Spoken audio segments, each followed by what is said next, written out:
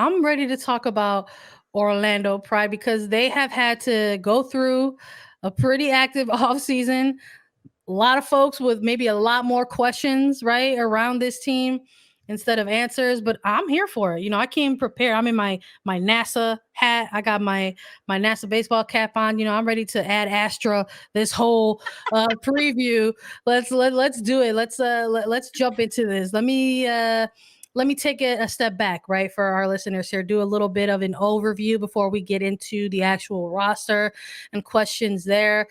New head coach for Orlando Pride ahead of the 2022 season.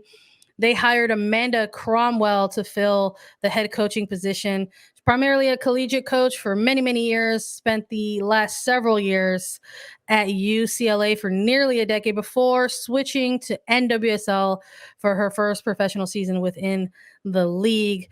And then along the way, there were some additional hires, right? Whenever you have a new head coach, you have additional coaching staff hires that come into play. The introduction of Sam Green as an assistant, has spent 9 seasons with Cromwell at UCLA.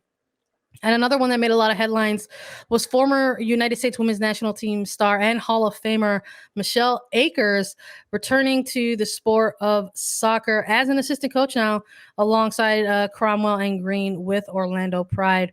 In terms of the finish for this team in 2021, they ended with a number 8 ranking on the table out of 10 teams. And quite frankly, in our very early, way too early power rankings on Attacking Third, where we took a look at all 12 teams ahead of 2022, we did place Orlando Pride as number 12. So we're ready to take a look at how the rest of the offseason unfolded for this team and maybe finally get a chance to talk a little bit about preseason specifically. Let's maybe go through some breakout roster signings, right? Who was signed in the offseason, whether they're rookies or veterans, etc. Some moves that the team made. In light of maybe so many departures, where we'll get into that as well. But in terms of additions, they're welcoming a midfielder, Angar James from San Diego Wave, forward Darian Jenkins from Kansas City Current, defender Cecilia from OL Reign, defender Caitlin Cosme out of the draft, and then forward Leah Pruitt from OL Reign. And that's, like I said, on top of some of the biggest losses, right? So a lot of headlines around player departures, specifically for Orlando Pride. Goalkeeper Ashlyn Harris and Krieger making their way to Gotham FC. Allie Riley also heading back to the West Coast. Jody Taylor, Alex Morgan now with San Diego Wave FC. Emily Van Egmond, who was on loan for a little bit, but will be joining the West Coast as well, I believe.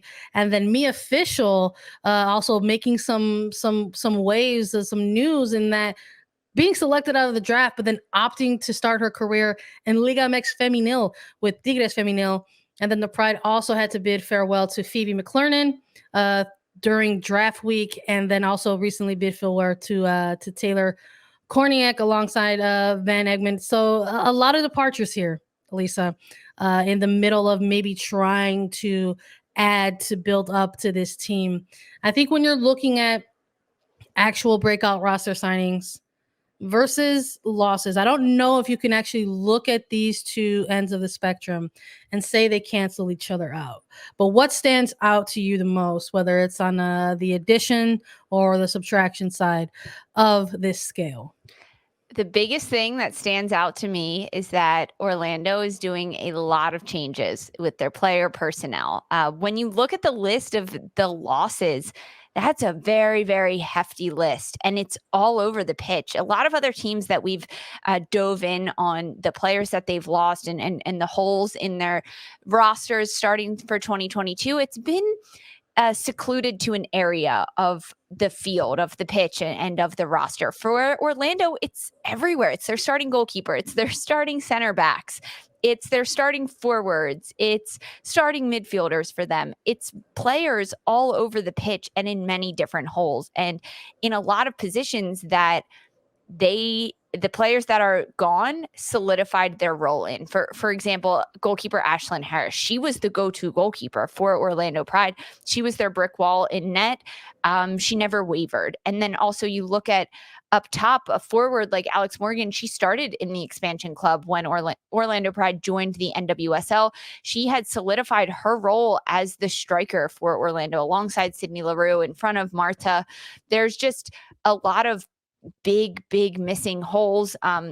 It's also so interesting about Mia Fischel, how she was drafted to Orlando, going to play under former head coach of herself at UCLA and Amanda Cromwell from her collegiate days, and opting out of the NWSL and leaving well before the 2022 preseason even started for the NWSL. So there are a lot of holes, but the biggest thing is that it's all over the roster, and there are many different positions where there is not a starter that there was in 2021. When you look at some of the breakout roster signings, I think getting Haz James from San Diego is pretty big. Darian Jenkins from Kansas City, a player up top that can hopefully score some goals. And even Leah Pruitt from OL Reign, another forward that has had spurts and moments. But the players that Orlando signed in James Jenkins, Celia from OL Reign, Caitlin Cosme, Leah Pruitt, they are not superstars. None of them are players that can really take a team by the reins and look it in the face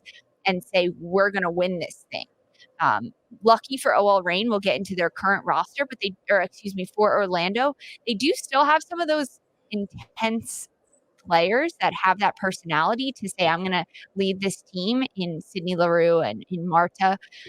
But I mean, the biggest roster signing for me, I think, is going to be Darian Jenkins or even Leah Pruitt, forwards up top that have room to grow, have the ability to have that creativity in the front line and try to just make something out of nothing at Orlando. I mean, the biggest losses, when you look at this giant list, is there one that stands out to you, Sandra? Because for me, I could pick 3 or 4 of their biggest, most detrimental losses. No, I'm here with you. I think there's a ton that you can go through here and be like, that's a really big loss. That's a really big loss. But the one that probably sticks out to me the most is probably Ashlyn Harris, right? Yeah. In terms of her departure, I mean, this club made their arrival to NWSL in 2016.